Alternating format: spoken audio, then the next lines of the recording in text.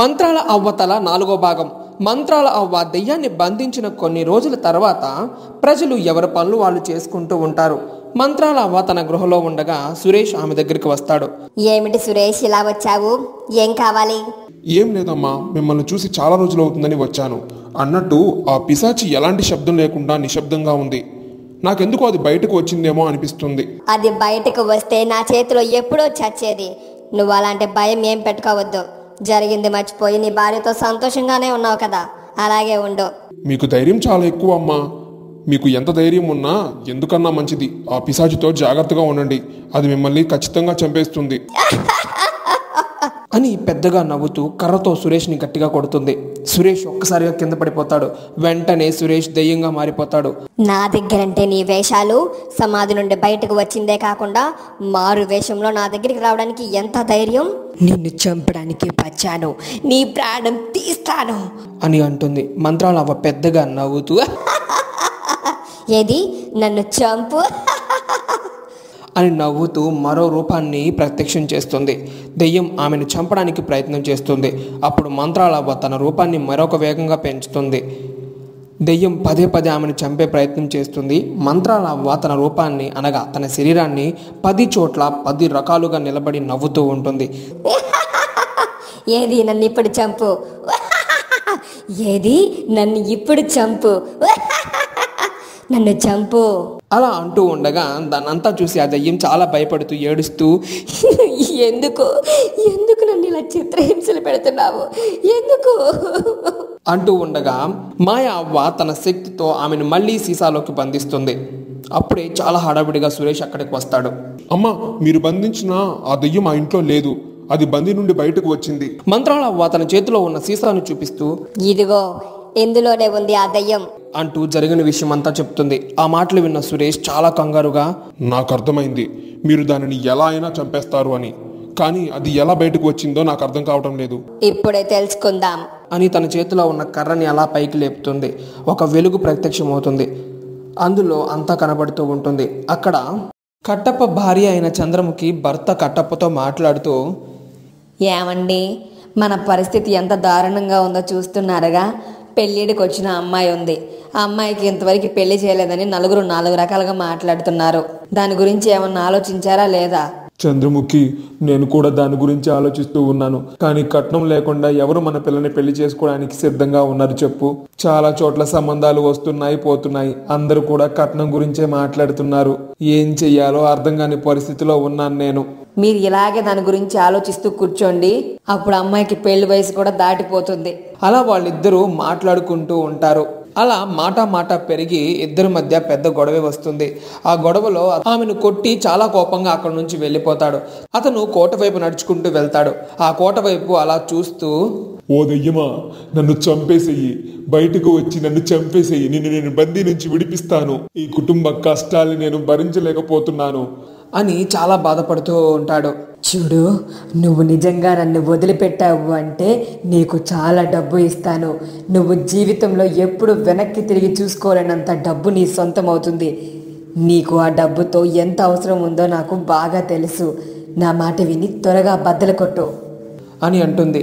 అప్పుడు అతను ఆ దయ్యం మాటలు విని దానిని బద్దలు కొట్టడానికి సిద్ధపడతాడు. అప్పుడే పెద్ద పెద్ద రాళ్ల వర్షం కురుస్తుంది. ఆ రాళ్ళు అన్నీ కూడా కోట చుట్టూ కమ్మిపోతాయి. అతను దానిని పగలగొట్టే ప్రయత్నం చేస్తూ ఉంటాడు. లోపల ఉన్న దయ్యం, త్వరగా బద్దలు కొట్టు, ఇదంతా మంత్రాల అవ్వ చేస్తున్న పనే, త్వరగా బద్దలు కొట్టు అని చాలాసేపు అరుస్తూ కేకలు వేస్తూ ఉంటుంది. కట్టప్ప ఆ బండల్ని పగలగొట్టే ప్రయత్నం చేస్తూ ఉంటాడు. ఎంతో కష్టపడి ఆ బండల మొత్తాన్ని తొలగిస్తాడు. ఇక చివరిగా తలుపులు పగలగొట్టి సమాధి నుంచి ఆ దయ్యాన్ని బయటకు విడిపిస్తాడు. దయ్యం ఒక్కసారిగా బయటకు వచ్చి పెద్దగా నవ్వుతూ,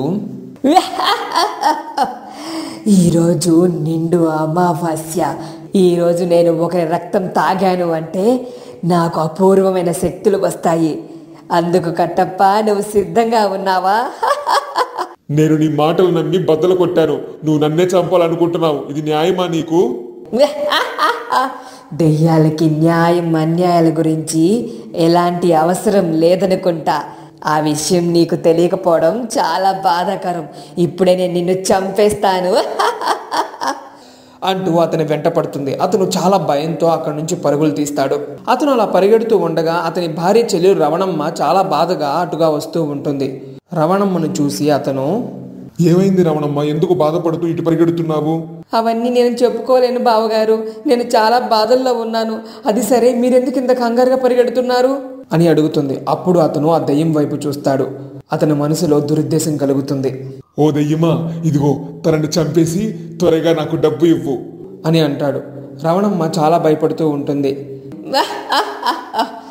ఎవరైనా నాకు పర్వాలేదు, ఇప్పుడు నాకు రక్తం కావాలి అంటూ రవణమ్మ మీద పడి రక్తం తాగి ఆమెను చంపేస్తుంది. ఆ తర్వాత చాలా డబ్బుని కట్టప్పకు ఇస్తుంది. కట్టప్ప ఆ డబ్బు తీసుకొని అక్కడి నుంచి సంతోషంగా వెళ్తాడు. కట్టప్ప అక్కడి నుంచి వెళ్ళిపోయిన తర్వాత దెయ్యం తనలో తాను చాలా సంతోషపడుతూ, ఇప్పుడు నా శక్తులు అధికమయ్యాయి, ఇదే మంచి సమయం, నేను బయటకు వచ్చాను అంటే మంత్రాల అవ్వ బ్రతికి ఉండకూడదు, ఇప్పుడే దాని అంతం చేస్తాను అని అనుకొని సురేష్ రూపంలోకి మారుతుంది. ఇక సరాసరి మంత్రాల అవ్వ దగ్గరకు వెళ్తుంది. జరిగిన విషయం అంతా కళ్ళకు కట్టినట్టుగా అతనికి కనిపించడంతో అతను చాలా కంగారు పడతాడు. అమ్మా, దాని శక్తులు చాలా ఎక్కువయ్యాయి, అంటే మనం చాలా జాగ్రత్తగా ఉండాలి. అదే కదా బాబు నేను చెప్తుంది. ఇక మీరు చాలా జాగ్రత్తగా ఉండాలి. అలాగే ఆ కట్టప్పను ఇక్కడికి తీసుకురా. తన స్వార్థం కోసం ఊరి ప్రాణాలనే బలి తీయడానికి సిద్ధపడ్డాడు. పైగా పాపం తన భార్య యొక్క చెల్లెల్ని చంపేసేలాగా చేశాడు. ఇదంతా సరైనది కాదు. వెంటనే అతను ఎక్కడున్నా తీసుకురా.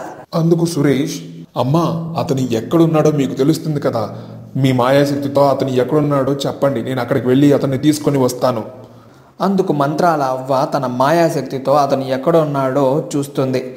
ఇక త్వరగా అతన్ని తీసుకురమ్మని చెప్తుంది. సురేష్ అక్కడి నుంచి వెళ్తాడు. ఇది ఇలా ఉండగా అక్కడ భార్యాభర్తలు ఇద్దరు, అనగా కట్టప్ప చంద్రముఖి ఇద్దరు మాట్లాడుకుంటూ ఉంటారు.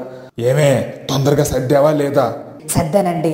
అయినా ఇంత డబ్బు ఎక్కడి నుండి వచ్చిందో చెప్పమంటే చెప్పరేంటి? అవన్నీ నీకెందుకే, ముందు నేను చెప్పినట్టు చెయ్యి. అన్నీ సర్దుకున్నావా లేదా వస్తున్నా అంటూ హడావిడిగా మూటాముళ్ళు సర్దుకొని బయలుదేరతారు. అలా ఇద్దరు బయటకు వచ్చారో లేదో ఎదురుగా సురేష్ ఉంటాడు. సురేష్ను చూసి వాళ్ళు చాలా కంగారు పడుతూ ఉంటారు. ఎక్కడికి పారిపోతున్నారు అని గట్టిగా మందలిస్తాడు. అతను అక్కడి నుంచి పరిగెత్తే ప్రయత్నం చేస్తాడు. సురేష్ వెంటనే అతన్ని పట్టుకొని, మీరు చేసిన పని వల్ల ఎంత ప్రమాదం జరిగిందో మీకు కూడా తెలుసు కదా. ఆ మాటలు వింటున్న చంద్రముఖికి ఏమీ అర్థం కాదు. చంద్రముఖి, బాబు సురేష్, ఏమైంది బాబు, ఏం జరిగింది? అప్పుడు సురేష్ జరిగిన విషయం అంతా చెప్తాడు. ఆ మాట వినగానే చంద్రముఖి బోరును ఏడుస్తూ, అయ్యో, ఎంత పని చేశారండి, నా తోడబుట్టిన చెల్లెల్ని ఎంత అన్యాయం చేశారు. తనకు భర్త కూడా లేడు, పిల్లలు లేరు, నేనే సర్వస్వం అనుకుంది. ఏదో చిన్న మాట అన్నానని చెప్పి ఏడుస్తూ వెళ్ళింది. ఎంత పని చేశారండి బాబు. మేమిద్దరం కమల పిల్లలము, ఒకరంటే ఒకరికి చాలా ప్రాణం. అలాంటి నా చెల్లెల్ని పొట్టన పెట్టుకున్నాడు వీడు. వీడిని బ్రతకనివ్వకూడదు, ఊరిని కూడా నాశనం చేస్తాడు వీడు అంటూ ఏడవడం మొదలు పెడుతుంది. ఆ మాటలు విన్న సురేష్ ఆమెను ఓదారుస్తూ, మీరేమీ బాధపడద్దు, ముందు మంత్రాల అవ్వ దగ్గరికి వెళ్దాం పదండి అని అంటాడు. ఈలోపు కట్టప్ప సురేష్ నుంచి తప్పించుకొని పరిగెడతాడు. సురేష్ కూడా అతని వెంట పడతాడు. చంద్రముఖి కూడా చాలా భయపడుతూ అతని వెంట పరిగెడుతుంది. సురేష్ పరిగెత్తుకుంటూ వెళ్ళి కట్టప్పని పట్టుకుంటాడు. కట్టప్ప చాలా భయపడుతూ, బాబు సురేష్, నన్ను వదిలే బాబు, ఏదో పెళ్ళాం పిల్లలు ఉన్నోండి, బుద్ధి తక్కువ ఇలాంటి పని చేశాను, దయచేసి నన్ను వదిలే, నన్నేం చేయమాక అని బ్రతిమలాడతాడు. అందుకు సురేష్, నీ స్వార్థం గురించి నువ్వు ఒక్కడివి ఆలోచించుకుంటే సరిపోతుందా? నీ వల్ల ఊరు మొత్తం ప్రమాదంలో పడేది. నిన్ను ఊరికి వదిలిపెట్టకూడదు, నువ్వు మంత్రాల అవ్వ దగ్గరికి వెళ్దాం పద. అందుకు అతను చాలా భయపడుతూ, బాబు సురేష్, నీకు దండం పెడతాను, నన్ను వదిలే అని బతిమలు ఆడుకుంటున్నాను, నువ్వు ఎందుకు నన్ను వదిలిపెట్టడం లేదు బాబు, నీకు దండం పెడతాను బాబు అని పదే పదే చాలా కంగారుగా అడుగుతూ ఉంటాడు. అయినప్పటికీ సురేష్ అతని మాటలు ఏం పట్టించుకోకుండా అతన్ని తీసుకువెళ్లాలనే ప్రయత్నం చేస్తాడు. ఇంతలో వెనక నుండి ఎవరో సురేష్ని కొడతాడు. సురేష్ ఒక్కసారిగా కింద పడిపోతాడు. అప్పుడే మంత్రాల అవ్వ ఒక్కసారిగా ఉలిక్కి పడుతుంది. సురేష్ చాలా ప్రమాదంలో ఉన్నాడు, వెంటనే నేను అక్కడికి వెళ్ళాలి, కానీ ఈ పూజని మధ్యలో వదిలేసి వెళ్ళకూడదు. భగవంతుడా, నేను ఏం చెయ్యాలి అంటూ చాలా కంగారు పడుతూ ఉంటుంది. అక్కడ చంద్రముఖి తన చేతిలో ఒక కర్ర పట్టుకొని, నా భర్త మీద చెయ్యి వేస్తే నేను ఎలా ఒప్పుకుంటాను? తను చేసింది తప్పైనా సరే నేను అతన్ని సమర్థిస్తాను. ఏమండి, మనం డబ్బుతో ఇక్కడి నుంచి పారిపోదాం పదండి అని అంటుంది. ఒసే, ఆ అమ్మాయి సంగతి మర్చిపోయాము. ఆ అమ్మాయి రేపు ఊరికి వస్తానని చెప్పింది కదా, మరి దానికి ఎలాగా? అవును కదండి, ఆ సంగతి మర్చిపోయాను. ఇప్పుడు మనము కాపు కాద్దాము. ఈరోజు మొత్తం ఊర్లోనే ఉండి అమ్మాయి రాగానే అమ్మాయిని తీసుకొని ఊరికి నుంచి పారిపోదామండి అని అంటుంది. అందుకు అతను కూడా సరే అంటాడు. భార్యాభర్తలు ఇద్దరు కూడా ఊరి చివరన పెద్ద చెట్టు దగ్గర కాపు కాస్తూ ఉంటారు తన కూతురు రాక కోసం. వాళ్ళు రాత్రంతా అలా కాపలా కాస్తూనే ఉంటారు. వాళ్ళ కూతురు వస్తుందా లేదా, వస్తే వాళ్ళు అక్కడి నుంచి వెళ్ళిపోతారా, కింద పడిపోయిన సురేష్ సంగతి ఏంటి, అతను మరణించాడా లేక స్పృహ తప్పి పడిపోయాడా అనేది తర్వాయి భాగంలో చూద్దాం.